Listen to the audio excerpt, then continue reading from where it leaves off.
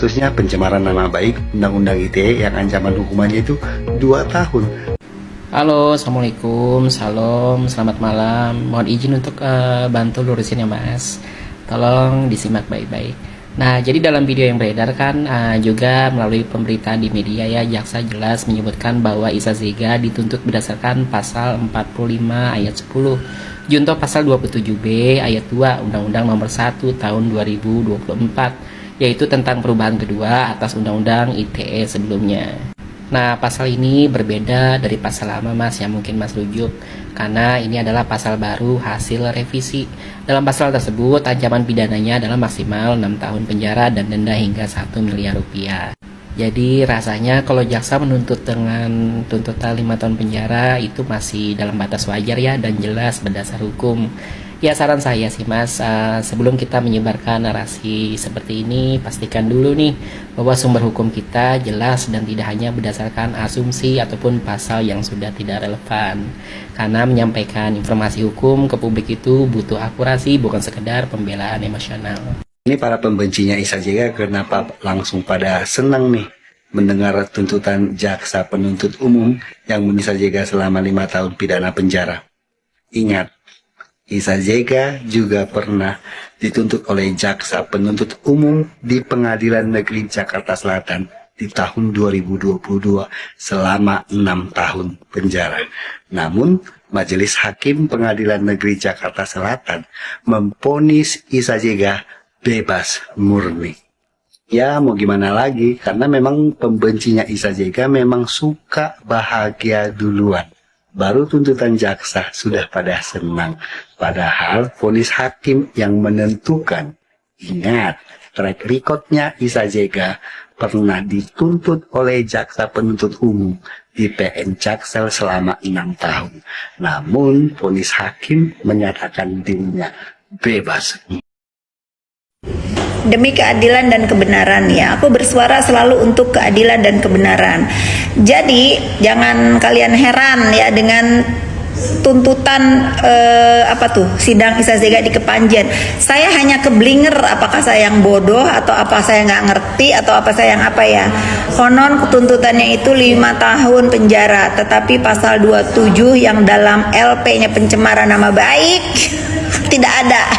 Yang dimasukkan adalah pasal pemerasan yang sudah bersaksi beberapa orang termasuk Oki Pratama yang katanya dia yang ngasih uang atau diperas. Sampai bingung saya ngomongnya, tidak ada itu Isa Zega memeras. Ini Bapak JPU bagaimana ya, kok izin bertanya, kok bisa tuntutannya itu pasal pemerasan, padahal di laporan polisinya itu pasal 27 pencemaran nama baik gitu. Coba kita belajar pinter nih ya Bapak Hakim yang mulia. Gitu netizen, aku bingung karena pada saat kesaksian mengenai katanya ada pemerasan, nggak ada kesaksian tentang pemerasan, nggak ada. Tiba-tiba ada pasal yang masuk yang dituntut itu pasal pemerasan, sedangkan di dalam LP itu pencemaran nama baik, hilang pasal pencemaran nama baiknya yang dalam tuntutan katanya ya. Ya sudahlah Bapak Hakim yang terhormat, yang mulia, semoga benar-benar amanah dalam memutus keadilan untuk Isa Zega. Saya yakin banget Bapak Hakim yang mulia di Kepanjen ini adil ya, mudah-mudahan. Apalagi kan Bapak instansi di kehakiman ini sedang ramai ya diperbincangkan. Ayo kita tunjukkan bahwa Bapak Hakim di Kepanjen ini benar-benar tegak lurus dan melihat sesuai bukti dan fakta persidangan. Terima kasih, salam hormat dari aku Fitri Saluteru. Assalamualaikum warahmatullahi wabarakatuh. Saya Fitra Romadholi Nasution ya, dengan ini menantang bersumpah ya, kepada siapapun itu, apabila memang perkara ini murni pure penegakan hukum, mau nggak kamu bersumpah dengan saya di dalam laporan polisi pelapor tersebut, apakah ada pasal pemerasan ataukah hanya pasal pencemaran nama baik? Siapapun saya tantang bersumpah di atas Al-Quran ya, siapa yang bisa membuktikan di dalam laporan polisi pelapor itu ada pasal pemerasan ya, ayo kita bersumpah. Jangan juga yang tidak ada di dalam laporan polisi tapi dituduh pemerasan.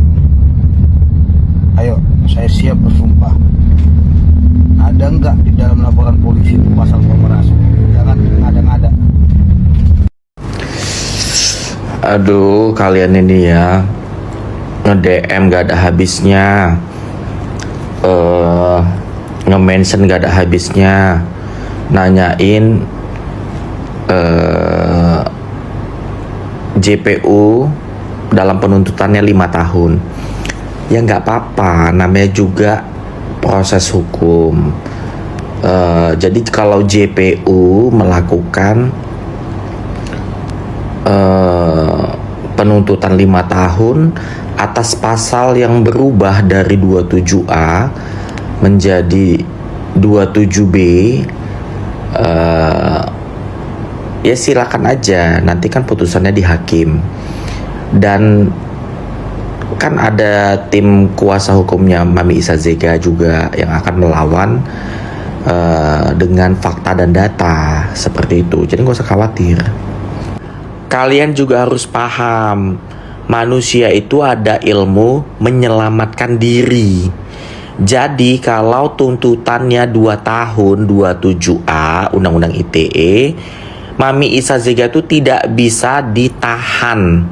Jadi akan menimbulkan kecurigaan yang kuat, kecurigaan yang sangat kuat. Kenapa bisa ditahan?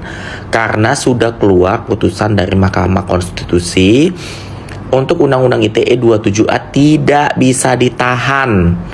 Nah, maka dibuatlah tuntutannya 27B gitu, dengan ancaman 6 tahun.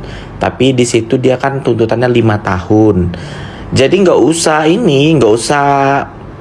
diributin, kita paham aja gitu loh. Kalau kok orang yang ngerti hukum, kok paham aja perlakuan seperti ini harus dipahamin. Kalau nanti JPU-nya tidak melakukan tuntutan terhadap pasal 27B dengan ancaman 6 tahun, malah dia bahaya. Jadi kalian harus paham, ini sudah mulai namanya menyelamatkan diri, ilmu menyelamatkan diri seperti inilah ini. Jadi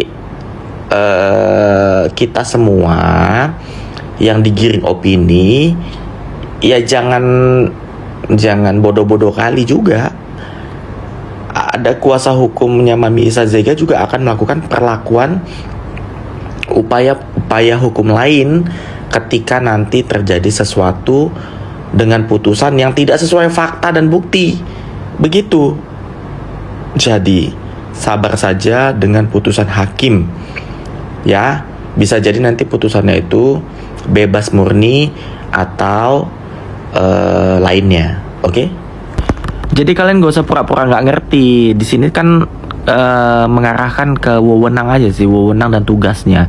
Ya tugasnya dia seperti itu, udah ada orderan untuk melakukan tugas-tugasnya. Dia kan sudah tahu kiat-kiatnya atau bagaimananya, ilmu menyelamatkan dirinya gimana sesuai dengan orderan itu. Untuk kemudian nanti kan dia kan melimpahkan itu balik lagi kepada putusan hakim. Nah kalau putusan hakim nanti dia bebas atau apapun itu, ya udah selesai gitu. Yang pasti kita doakan ujung tombaknya adalah di hakim. Kalau hakimnya punya nurani dan memainkan ilmu pengetahuannya sesuai dengan undang-undang, berlandaskan dengan berlandaskan dengan fakta dan bukti, ya ingat aja, lebih baik membebaskan 1000 orang yang bersalah daripada memenjarakan atau menghukum satu orang yang tidak bersalah. Itu aja udah cukup. Kalau kalian tanya lagi nih, nanti Mami Isa bebas nggak ya? Kalau jujur ya bebas. Kalau pakai nurani dan pakai keilmuan dan memakai landasan undang-undang yang tepat dan benar, ya pasti bebas. Tapi kalau misalnya tidak, ya tidak. Itu aja sekarang jawabannya. Pemutus itu kan sebenarnya kan hakim itu punya wewenang. Ya sekarang tinggal hakimnya aja. Kalau hakimnya memakai hati nurani dan menggunakan landasan undang-undang dan pembuktian semuanya dilihat di mata dia itu benar semuanya, ya vonis. Kalau enggak ya lepas, bebas, udah gitu aja, nggak usah repot.